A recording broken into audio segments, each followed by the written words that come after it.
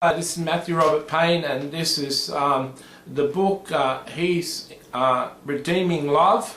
This is chapter 8, and this chapter is called Misunderstandings. I was different to most boys at school. My secret life affected me deeper than I knew. I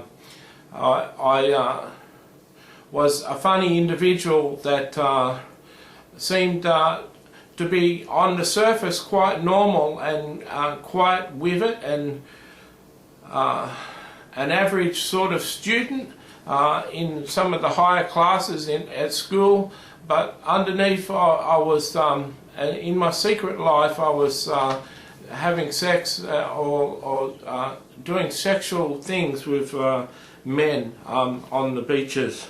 I had friends at school. That was fine, and I'm glad that I was not a loner at least. There's plenty of people at school that are loners and spend time by themselves without friends. That was certainly not my experience. I had friends that I believe cared about me and laughed with me and joked with me, and so I lived a fairly normal life with friends, though I was confused, and I found it hard to concentrate at school and work as hard as I used to. Since my encounters on the beach, I was distracted at school. I found it hard to study, and my concentration was affected, and my soul life was affected at school from what I was doing on the weekends. And it's amazing that keeping a secret has real effects on you. Keeping a secret really affects you deeper than you know, and living a life of hypocrisy, living a life where on one hand you're a proper little Christian boy going to church every week, and your friends knew you were Christian, and on the other hand you were at a beach sleeping with men on the weekend. It had a serious effect on me, and that effect was that my grades dropped. Around this time I had at school, about 14 or 15, I had a couple of bullies pick on me. One of them hit me and hurt me, and I told my principal about it, and the guy was expelled from school. On my say-so, I'm not sure if they called forth any witnesses in that situation, but on my say-so he was expelled. And I always felt condemned and guilty for the fact that this guy had been expelled from my school. I used to see him around with his other friends from the other school from time to time, and I always felt bad that it had ended that way. I certainly didn't go to the principal to have him expelled. I just went to the principal to make sure his picking on me would stop. I had another friend another guy that picked on me a little bit, and still in dreams today, he still seems to be having fights with me and picking on me. It's amazing that he's continuing to be fighting with me, but he eventually became a friend, and before he died in a house fire, but before he died he gave his life to Jesus, and I'm pleased that he's now in heaven. So he's certainly not in heaven coming into my dreams and picking on me. It's just something Satan is doing in my life. I was trying to be happy-go-lucky. I was trying to be the happy, encouraging, beautiful person that I am, but I was having a struggle. My personal sin life was having a taxing effect on me, and it was having an effect on my ability to relate to boys and girls around my own age. My two brothers used to tease me about my surfing style. They called me a hunchback of Notre Dame, and the reason they called me the hunchback of Notre Dame is when I used to go down a wave, I used to hunch over and they thought it was particularly funny the way that I used to serve, I used to look. And they used to pick on me, call me names. One name they called Fubaloo, and another one they called me Hunchback of Notre Dame. And they used to pick on me and call me names often. And I thought it was all funny. Around 16 or so, in year 9, I quit school and I took up an apprenticeship as a chef. It was always my dream to become a chef. In my early years as I was growing up, my mother was doing catering, and she used to cater as a group of Christian ladies for our Baptist church. She used to do catering jobs and cater for people and do meals for people, group meals. And she was a very good cook, and it was always for those years preparing meals at home and cooking en masse for these people and going up and serving it to them. I got a real love for cooking and a real desire to be a chef when I grew up. And so I took that opportunity, seeing I was struggling at school. I left school, I was sick of school, I wasn't getting on with the people too well, my grades weren't going well, I wasn't enjoying school at all. So I left to become a chef. I later found out that the chef that I was working with had a heroin habit, and that was one of the reasons he was impatient. My hands, probably can't see it on camera, but my hands have always had a tremor to them and shaken, and I found that in the kitchen, especially as a chef, you have to use a knife a lot of the time. You have to be very good with a knife to be efficient and fast, and I found that my shaking hands slowed me down, and I wasn't very efficient with a knife, which used to make jobs a lot longer. I spent hours of my life washing up, and I've become proficient at washing up and quite fast at washing up, but washing dishes is certainly not something that's exciting, and it's not an exciting career for anyone to do. It's certainly not a job that I enjoyed much, although I have done it many times in my past. I remember one time in the kitchen I had to cut a whole lot of pineapples in two.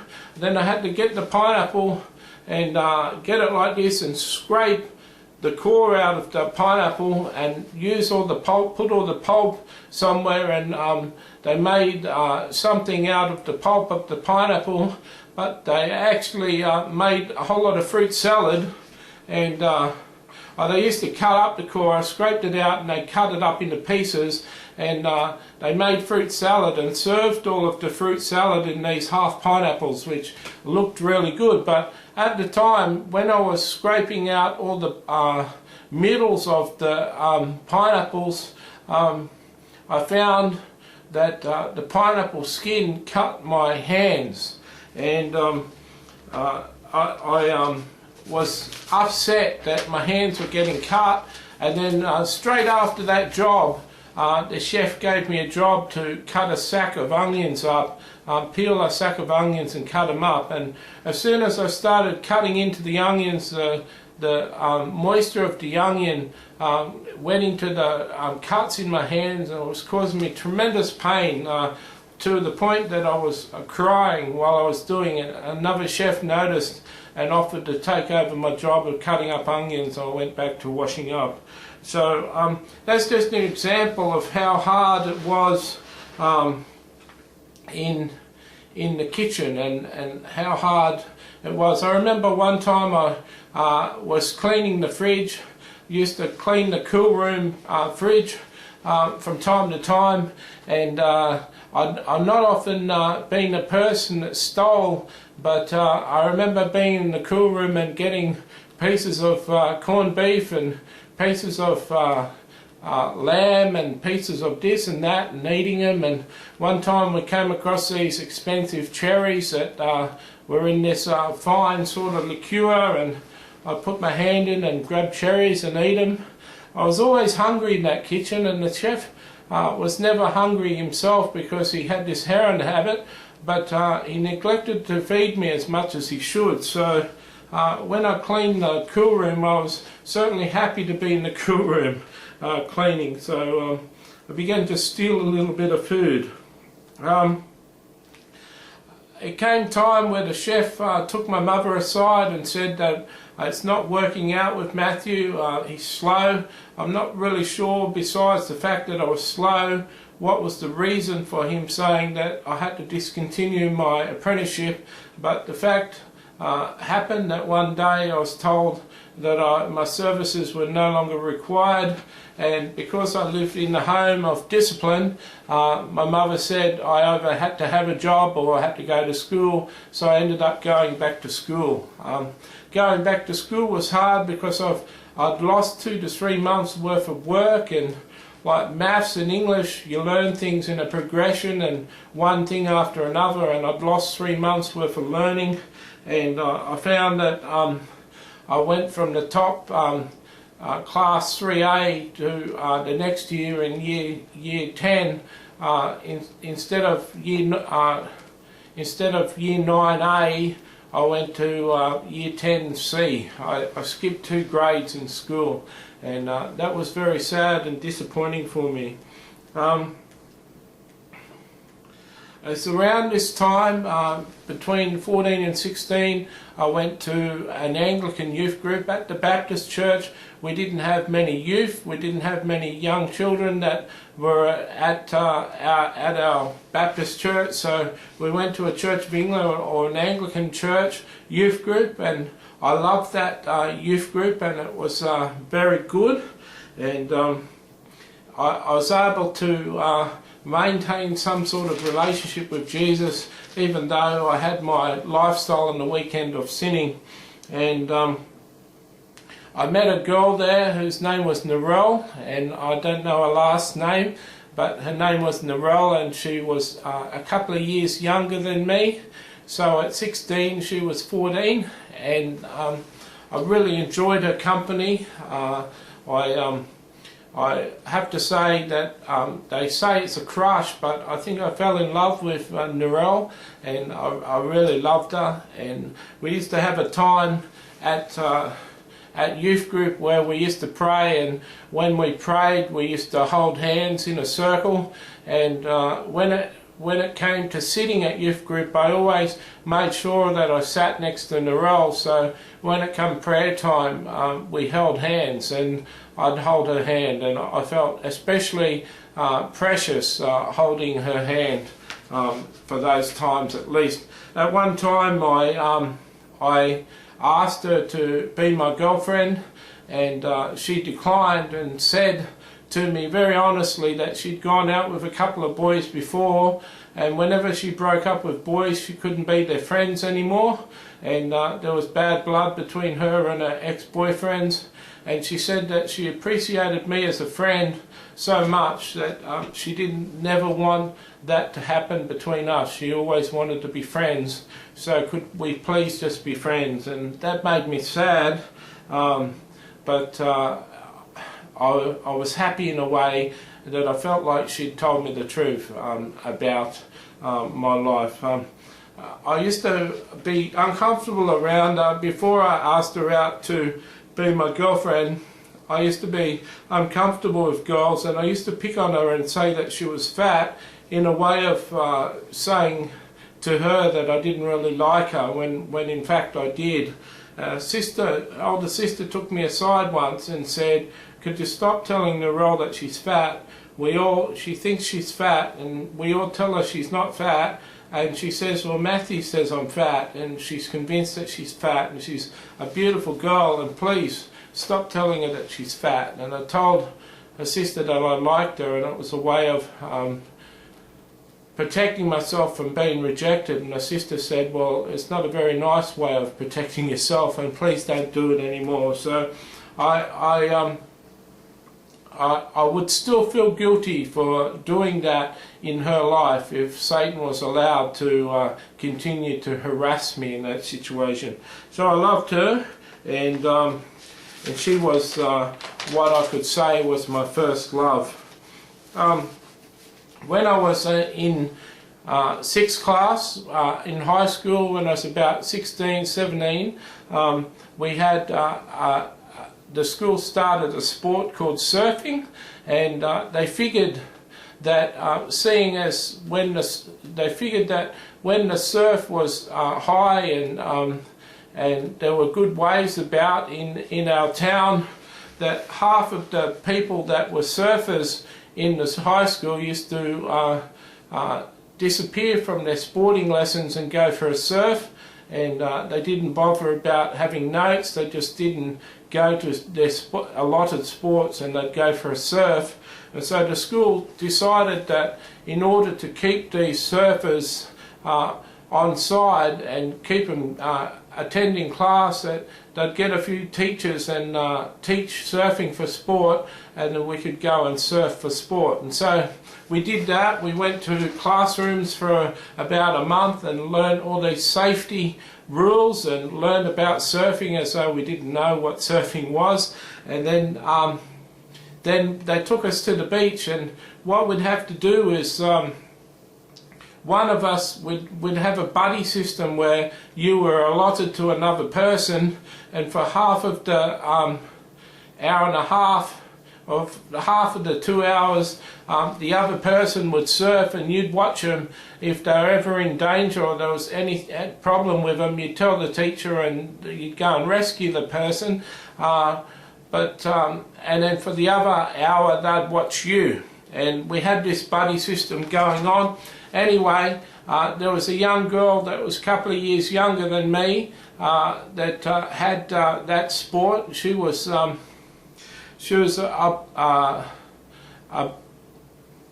blonde girl, and she had brown olive skin, skin that was just so brown. In the summer she was almost black. She was so brown. She had olive skin and beautiful brown eyes, and she was one of the most attractive girls I've ever seen. And she was a good little surfer. She could surf pretty well. And anyway, one day I was paddling out across the waves to get out to the back of the waves, and she came down one of the waves riding the wave, and I was in a way and she crashed into me, and I came up from underneath, and we came up and she smashed into me, and we came up from the wave and got to the top, and she was screaming, and I went over to her and picked her up by the arm to say what's the matter, and she screamed even more, so I grabbed her other arm and I put her on my surfboard and I paddled her in, and it turned out that she'd broken her arm. She'd hit my surfboard and broken her arm. Well, she went to hospital and got a cast on her arm, and then it was decided that she would come back and she would be the buddy to two people, and she'd just sit on the surf and watch other people surf. So that was really good, and through that interaction I become closer to her, and we became friends. And I found out that that Diggers Beach was her favourite beach that she used to go to. So a lot of times when I went down for my weekly or fortnightly sin, sometimes I'd meet this girl, and we become special friends, and we liked to surf together. And one time she was on the beach sunbaking, which did her a lot of good because she always looked beautiful when she was tan. And she was sunbaking, and I worked out to myself one way to make her watch me surf was to borrow her surfboard, and then she'd always be watching a surfboard. So I asked her if I could borrow her surfboard, and the surfboard was a new surfboard, and I borrowed a surfboard and took it out for a ride, and she had her eyes glued on me. Every time I looked up she was watching me, and so I rode a few waves and was pretty impressive, I felt, and rose to the occasion. And she halfway through she swam out to the surfboard and was out the back of the waves holding on to the end of the surfboard, and it was just beautiful. reminded me of a movie, The Blue Lagoon, if you've ever seen that movie, but it was so romantic, it was so beautiful, and I asked her if she'd ever learnt to duck dive as a way of paddling out in the surf and pushing your surfboard under a wave and up the other side of a wave that was breaking, and it saved you coming against the friction of the whitewash. And she'd never learnt how to do that, so I was able to take her surfboard and teach her how to do it, and she became quite proficient, and in later weeks I saw her doing it proficiently, which made it easier for her to surf and get up the back in the surfing thing. This girl, I forget her name, her last name was Spagnolo, but I forget her first name, and she was beautiful. She was my first, besides Narelle, she was a platonic friend. I never had the courage to ask her out to be my girlfriend, but she's still brings a smile to my face, the special friendship that I had with her. When I was in year 11, my brother left and went to Newcastle, which is another city that was 4 hours by car away from Coffs Harbour, and I missed my older brother Rodney.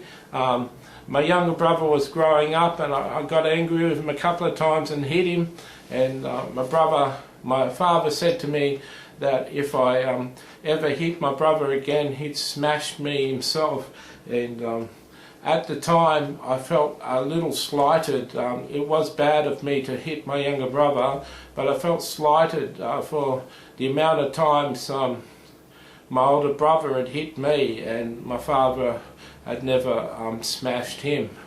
And I felt a little slighted, and Satan would have me continue to be slighted if I wasn't a person who forgave and understand that my father simply didn't want my younger brother being picked on. So that's the end of the chapter of Misunderstandings. I hope that you've learnt more about me, and I'll see you in the next chapter. God